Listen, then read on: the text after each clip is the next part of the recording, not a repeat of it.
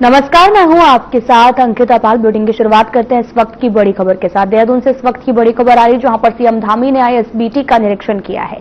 ISBT का औचक निरीक्षण करने पहुंचे हैं सीएम धामी। निरीक्षण के दौरान बस स्टेशन पर झाड़ू भी लगाई है। स्टेशन पर सुरक्षा व्यवस्था का भी जायजा लिया है। तो इस वक्त की बड़ी खबर आपको बता रहे हैं, जहां पर निरीक्षण के दौरान बस अड्डे पर झाड़ू लगाई, अधिकारियों को साफ सुरक्षा के निर्देश दिए गए हैं।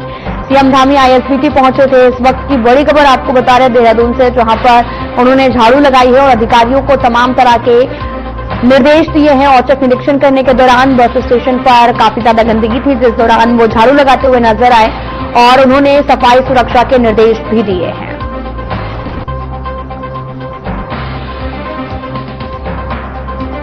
तो आईएसबीटी का औचक निरीक्षण करने के लिए सीएम धामी पहुंचे और निरीक्षण के दौरान बस अड्डे पर झाड़ू भी लगाई और उन्होंने कहा कि साफ सफाई रखें और इस दौरान निरीक्षण करते हुए निर्देश देते हुए नजर आए हैं। तो इस वक्त की आपको बड़ी खबर बता रहे हैं, जहां पर सीएम धामी पहुंचे हुए थे। तस्वीरें लगातार दिखा रहे हैं, जहां पर आईएसबीटी का औचक निरीक्षण करते हुए सीएम धामी नजर आए और इस दौरान उन्होंने साफ सफाई करते हुए नजर आए हैं और इसके बाद तमाम तरह के दिशा निर्देश दिए और तमाम लोग वहां पर उपस्थित भी रहे। तस्वीरें आपको दिखा रहे हैं जो कि देहरादून से है, जहां आईएसबीटी का औचक निरीक्षण करने के लिए सीएम धामी पहुंचे। इस दौरान आईएसबीटी पर झाड़ू लगाते हुए नजर आए और ये संदेश देने की कोशिश की कि साफ सफाई बनाए रखें और तमाम तरह के दिशा निर्देश भी यहां पर दिए गए।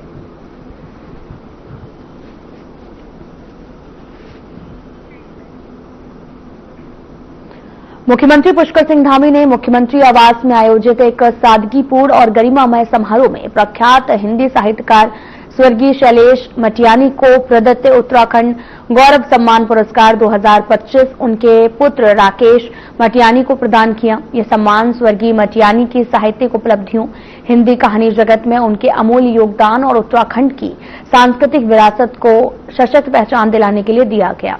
मुख्यमंत्री पुष्कर सिंह धामी ने इस अवसर पर कहा कि शैलेश मटियानी केवल एक साहित्यकार नहीं है, बल्कि संवेदना के कुशल शिल्पी थे।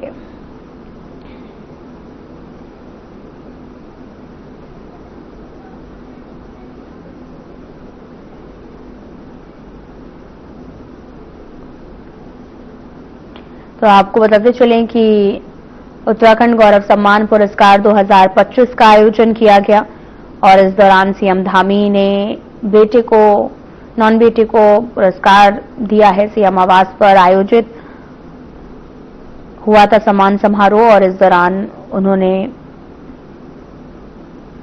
गौरव सम्मान पुरस्कार भेंट किया। धामी सरकार ने रजिस्ट्री शुल्क 25,000 रुपए से बढ़ाकर 2 गुना कर दिया है। अब हर रजिस्ट्री पर 50,000 रुपए शुल्क देना होगा।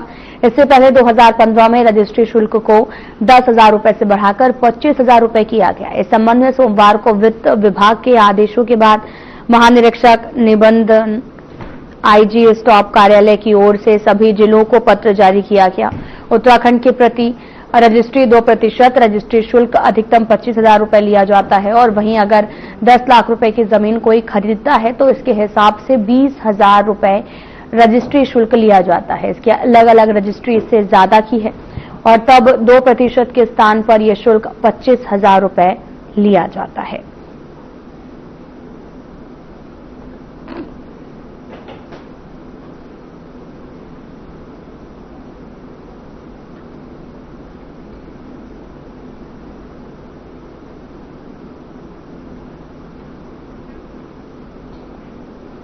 हाल ही में कुछ जगहों पर कुटरचित यानी कि फर्जी दस्तावेज के जरिए बाहरी लोगों को बसाने के मामले सामने आए हैं, जिस पर सीएम धामी ने सख्ती दिखाई है और जिसके तहत सीएम धामी सभी जिलाधिकारियों को पिछले 3 साल में बने स्थायी निवास प्रमाण पत्रों की जांच के भी निर्देश दिए गए हैं।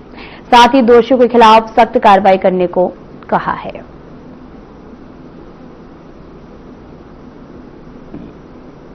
तो आपको बताते चलें कि फर्जी दस्तावेज के मामले सामने आए हैं। सीएम धामी ने अधिकारियों को निर्देश दिए हैं कि प्रमाण पत्रों की जांच के भी निर्देश दिए गए हैं। प्रमाण पत्रों की जांच के निर्देश दिए, फर्जी दस्तावेजों के मामले सामने आए हैं और आपको बताते चलें कि इस दौरान सीएम धामी ने तमाम तरह के दिशा निर्देश जारी किए।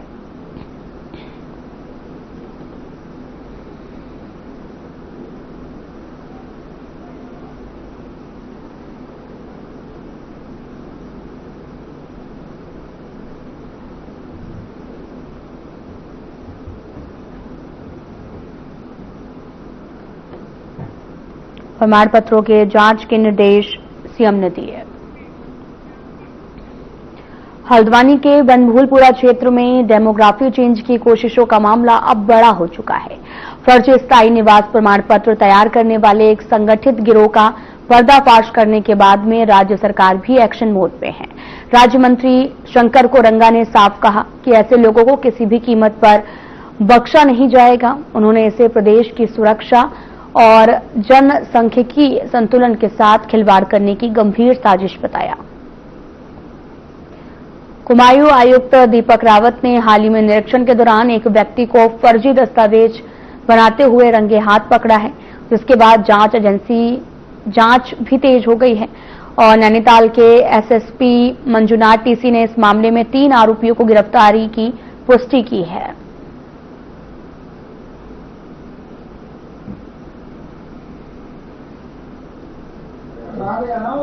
जो आप कह रहे हैं आप नहीं बनाते, आपने खुद ही लिखा। इसमें प्रशासन ने बहुत अच्छा काम किया और यहाँ के कुमाऊं कमिश्नर और मुख्यमंत्री सचिव दीपक रावत जी ने जो वहाँ पर एक प्रकार से तुरंत जांच करके वहाँ पर देखा और पुलिस के यहाँ के कप्तान हमारे उन्होंने उसको बहुत मंजुनाथ टीसी जी ने उसको पे संज्ञान लेते हुए और हम सब लोगों की एक सजग प्रहरी के रूप में माननीय मुख्यमंत्री जी के दिशा निर्देश के अनुसार इस प्रदेश के अंदर जो भी डेमोग्राफिक चेंज होने वाली स्थिति में भी अन्य लोग जो कल मुझे परसों पता लगा कि बनभूलपुरा के अंदर इस प्रकार के असामाजिक तत्व और जो आधार कार्ड बना रहे हैं जिनके नाम यहाँ भी हैं और किसी का नाम बरेली में है, यहाँ भी है तो बदायूं में भी है, इन सबके चिन्हीकरण के लिए सरकार बहुत तत्परता के साथ बहुत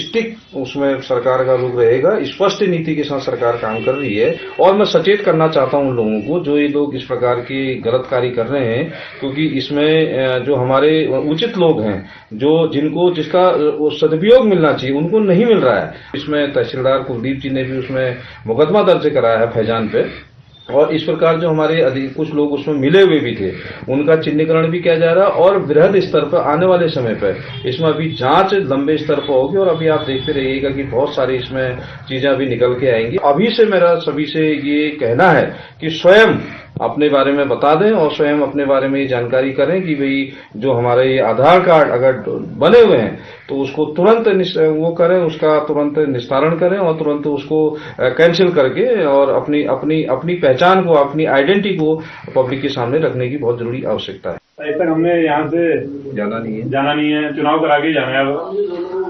हमारा तो वही ऐसे ही होगा, ऊपर से ही।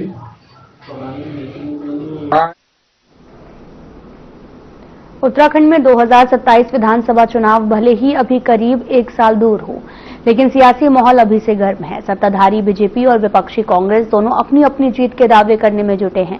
बीजेपी प्रवक्ता का कहना है कि मुख्यमंत्री पुष्कर सिंह धामी के नेतृत्व और प्रधानमंत्री नरेंद्र मोदी के मार्गदर्शन में राज्य में लगातार विकास कार्य हो रहे हैं और इसी आधार पर बीजेपी को विश्वास है कि वह आगामी विधानसभा चुनाव में स्पष्ट बहुमत के साथ सरकार बनाएगी। और वहीं कांग्रेस प्रवक्ता ने बीजेपी के दावे को खारिज किया है। उन्होंने कहा कि बिहार और उत्तराखंड की भौगोलिक स्थिति अलग है, इसलिए बीजेपी का यह भी कहना है कि यहां की आसानी से चुनाव जीतेगी और दुर्भाग्यपूर्ण भी है। कांग्रेस का यह भी कहना है कि राज्य की जनता बेरोजगारी, भ्रष्टाचार, महंगाई से परेशान है और पिछले 10 सालों में स्थानीय स्तर पर कोई ठोस काम नहीं हुआ। कांग्रेस का यह भी दावा है कि वह आगामी चुनाव में मजबूती के साथ मैदान में उतरेगी और जनता के मुद्दों को जोरदार तरीके से उठाएगी।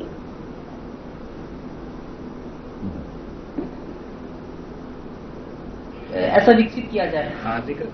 हाँ, तो ऐसे कुछ वो किया जाए। पार्टी जहां तक चुनाव की बात है तो हम लोग हमेशा कार्यक्रम भारतीय जनता पार्टी करती रहती है और कहीं ना कहीं हमारा वोटर्स से हमारी जो जनता है उनकी कनेक्टिविटी बराबर बनी रहती है, चाहे वो बूथ स्तर का कार्यकर्ता हो, वो लगातार अपने क्षेत्र में सक्रिय रहता है। और यही कारण है क्योंकि भाजपा का जो संगठन है वो बिल्कुल जमीनी स्तर पे एक्टिव मोड में हमेशा रहता है। तो भारतीय जनता पार्टी तो हमेशा जो है वो सक्रिय रहती है। तो जहां तक रही चुनाव की बात, निश्चित रूप से आगामी जो 2027 का चुनाव है वो भी भारतीय जनता पार्टी अपने संगठन के दम पे, अपने कार्यकर्ताओं के दम बलबूते बहुत अच्छे मार्जिन से जीतेगी। देखिए, बिहार में और उत्तराखंड में जमीन आसमान का फर्क है। बिहार की परिस्थितियां अलग है, उत्तराखंड की परिस्थितियां अलग है। उत्तराखंड का जहां तक सवाल है, उत्तराखंड के लोग बेरोजगारी से परेशान है, उत्तराखंड के लोग महंगाई से परेशान है, कानून व्यवस्था का सवाल है, महिला सुरक्षा का सवाल है, बहुत से सवाल यहाँ पर ज्वलंत है। उपनल के लोग सड़कों पर बैठे, जिन्होंने कोविड के दौरान जो है अपनी जान को जोखिम में लेके काम किया है। मैं नहीं समझता यहाँ पर जो है दोबारा भाजपा को वोट देगा। लोग तो इसलिए तैयार बैठे हैं, लोग कह रहे हैं कि कब चुनाव हो और हम भाजपा को यहाँ से जो है नेस्ता नाबूद करने का काम करें। कोई व्यक्ति भाजपा को वोट देने अब नहीं जा रहा है, क्योंकि उन्होंने देख लिया है 5-5 साल का टर्म्स होता था, 5 साल में आकलन होता था। यहाँ तो स्थिति ये हो गई है कि 7-8 साल हो गए हैं, लेकिन आज तक जो है वो 5 साल का ही कार्यकाल पूरा नहीं हो पाया, जिस 5 साल के कार्यकाल में जो काम होने चाहिए थे। तो अब ये 10 साल में क्या कर पाएंगे आने वाले 1 साल के अंदर। मैं समझता हूं कि ये बिहार से कतई तुलना न करे, और आने वाले कल में जब हमारा जो तीनों नेताओं के नेतृत्व में और तमाम लोग कार्यकर्ता जब निकलेगा, सड़कों पर आएगा और पूरे प्रदेश में जब हमारे नेता घूमेंगे, तो इनको भाजपा के लोगों को बूथ तक भी घुसने की इजाजत नहीं मिलेगी। लोग कहेंगे कि भाई तुम रहने दो, तुमने जितना करना था कर दिया, इस बार कांग्रेस को आने। ये हर चीज ना एक ही होम स्टे उन्होंने कहा, हर गांव में हर विधानसभा स्तर पे उन्होंने कहा एक ऐसा विकसित किया जाए। जिक्र करा था। उत्तराखंड में मेधावी छात्रों को प्रोत्साहित करने, महिलाओं को सशक्त बनाने के लिए लगातार ठोस पहल जारी है। इसी कड़ी में आपको बताते चलें कि सरस्वती विद्या मंदिर में आयोजित कार्यक्रम में महिलाओं को सशक्त बनाने, उन्हें समाज में उनकी भूमिका के प्रति जागरूक करने पर जोर दिया गया। देहरादून में सरस्वती शिशु विद्या मंदिर में महिला सप्तशक्ति संगम का आयोजन किया गया। मुख्य वक्ता डॉक्टर छवि कांडपाल ने कुटुंब प्रबोधन और पर्यावरण संरक्षण पर विचार रखे।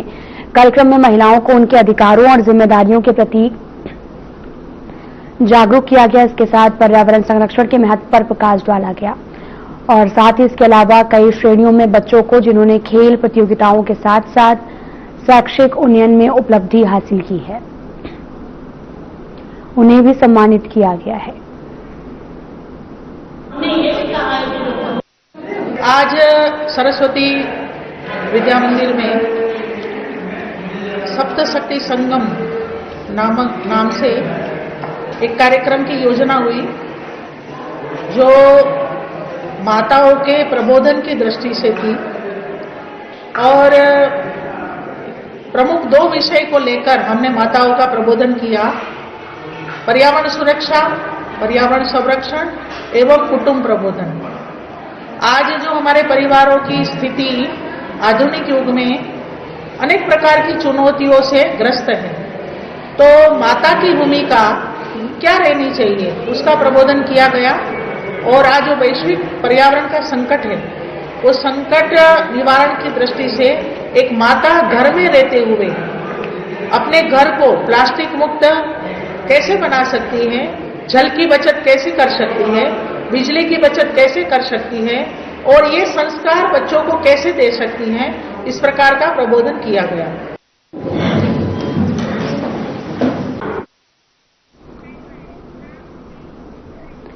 बतौर कांग्रेस प्रदेश अध्यक्ष गणेश गोदियाल को दूसरी बार पार्टी ने जिम्मेदारी सौंपी है। पदभार ग्रहण करने के बाद प्रदेश अध्यक्ष गणेश गोदियाल ने सभी जिला अध्यक्ष के साथ बैठक की।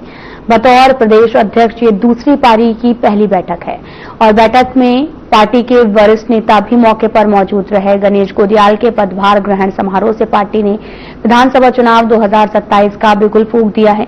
गणेश गोदियाल ने कहा कि हमने हर जिले के कार्यकर्ताओं से संवाद किया, उनकी राय भी जानी है।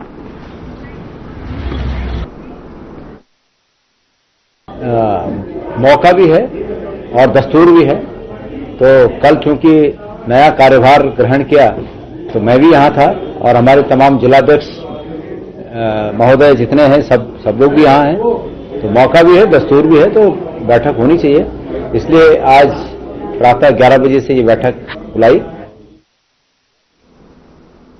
फिलहाल यहां रुकते हैं एक छोटे से ब्रेक के लिए।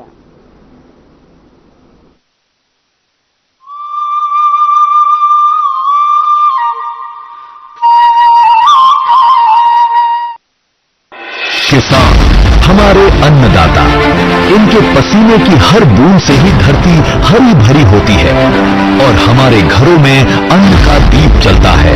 उत्तराखंड की ऊंची पहाड़ियों से लेकर हरे भरे मैदानों तक किसान भाई बहन अपनी मेहनत और लगन से इस भूमि को जीवन देते हैं। आज मुख्यमंत्री श्री पुष्कर सिंह धामी जी के नेतृत्व में किसानों की इस तपस्या को सम्मान मिल रहा है। प्रधानमंत्री किसान सम्मान निधि योजना के रूप में प्रधानमंत्री श्री नरेंद्र मोदी जी द्वारा जारी की गई इस योजना की 20वीं किस्त ने किसानों के जीवन में नई रोशनी भरी है।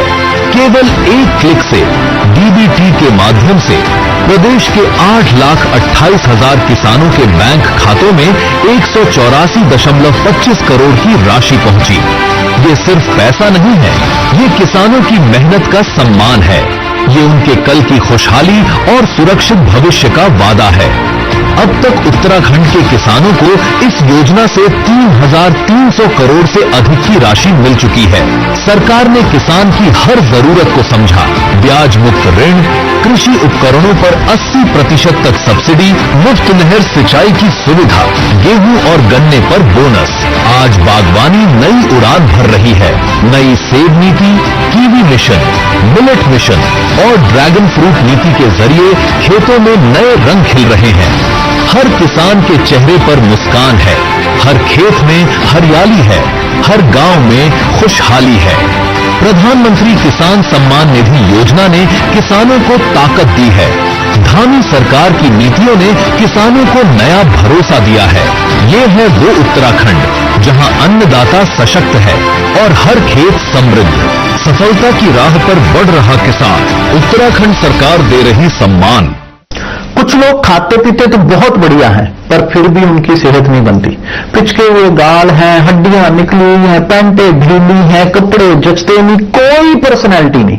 ऐसे लगता है इधर से खाए जा रहे हैं, उधर से निकले जा रहा है, क्योंकि उनका पाचन तंत्र खराब है। और जब तक के पाचन तंत्र दुरुस्त नहीं होगा, वो जितना मर्जी अच्छे से अच्छा खा ले, उनकी सेहत नहीं बन सकती।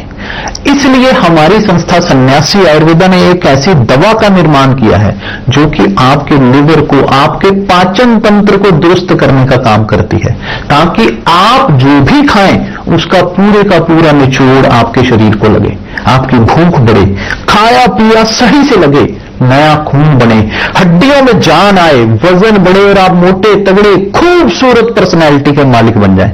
सिर्फ 655 रुपए की पूरे 1 महीने की दवा होती है और आप इसे घर बैठे 01145454545 पर फोन करके दवा मंगवा सकते हैं। चुलबुलापन जिसकी हर बात में खुल जाए, मेरी जैसी मेरी अपनी पताका चाय, गजब का स्वाद।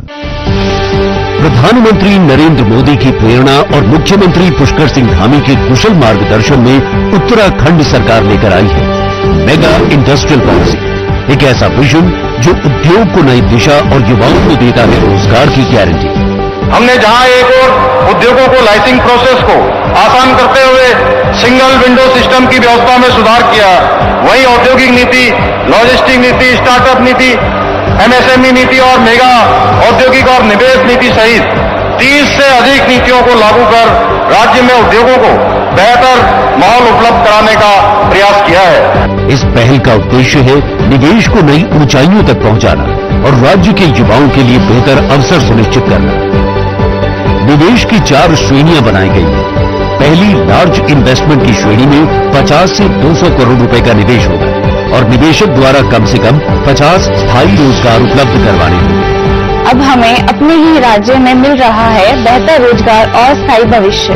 दूसरी श्रेणी अल्ट्रा लार्ज इन्वेस्टमेंट में 200 से 500 करोड़ रुपए का निवेश और कम से कम 150 स्थानीय रोजगार। तीसरी मेगा इन्वेस्टमेंट की श्रेणी में 500 से 1000 करोड़ रुपए का निवेश और संस्थान द्वारा कम से कम 300 स्थानीय रोजगारों की उपलब्धता। मेगा इन्वेस्टमेंट पॉलिसी के आने से हमें उत्तराखंड में अस्थायी रोजगार मिला है। इसके लिए मैं स्टेट गवर्नमेंट को थैंक यू बोलना चाहता हूँ। और चौथी अल्ट्रा मेगा इन्वेस्टमेंट की श्रेणी 1000 करोड़ रुपए से अधिक के निवेश की है, जहां कम से कम 500 स्थानीय लोगों के लिए निवेशक को रोजगार के अवसर उपलब्ध करवाने होंगे। इस मेगा इंडस्ट्रियल पॉलिसी से निवेशकों को मिलेगा आकर्षक प्रोत्साहन और उत्तराखंड के युवाओं को अपने ही राज्य में सुरक्षित भविष्य। उत्तराखंड मेगा इंडस्ट्रियल पॉलिसी, निवेश से प्रगति, रोजगार से समृद्धि।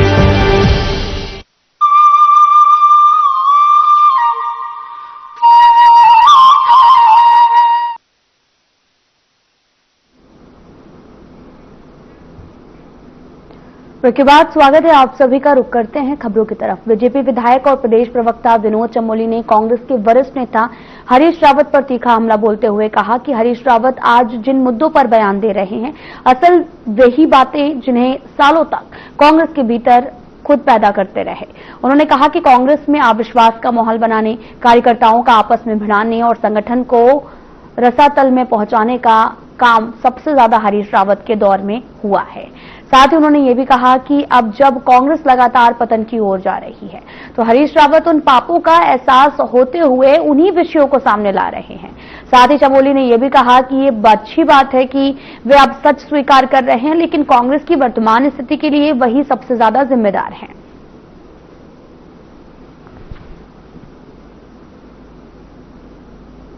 ठीक बोल रहे हैं। आज तक उन्होंने जो विष घोला है कांग्रेस के अंदर, अब वो विष को खुद स्वयं धारण करना चाहते हैं। तो कुल मिला के हरीश रावत जी आजकल एक पश्चाताप के दौर से गुजर रहे हैं। तो जो उन्होंने अभी तक किया है, जिसके कारण कांग्रेस का ये पतन हुआ है, अब उन सब विषयों को सामने लेकर आ रहे हैं। जैसे उन्होंने ब्राह्मण वाला विषय बोला था, अब वो विष वाला विषय बोल रहे हैं। तो जिस तरह से उन्होंने विषमन आज तक किया है और विष घोला है कांग्रेस के कार्यकर्ताओं के अंदर, एक दूसरे से लड़ा के, एक दूसरे के विरोध में ले जाके, और कांग्रेस जिससे आज रसातल में गई है, तब धीरे धीरे उनको रियलाइज हो रहा है। और इसलिए मैं समझता हूँ कि वो ये बातें कह रहे हैं। एसपीसीडी की बाइट रात हो गई।